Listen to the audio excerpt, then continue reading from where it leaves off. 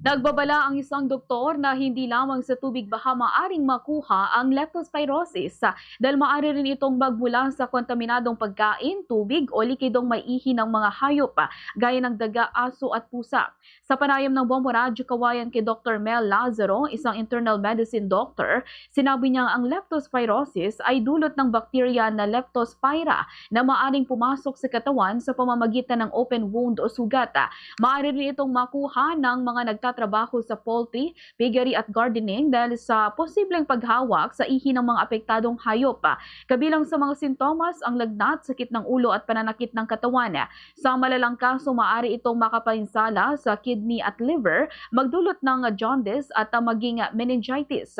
Payo ni Dr. Lazaro, panatilihin ang regular na paghuhugas ng kamay, gumamit ng protective gear sa mga lugar na posibleng kontaminado at tiyaking walang open wound kapag na-expose sa maruruming tubig o likido. Ganito bahagi ng pahayag ni Dr. Mel Lazaro.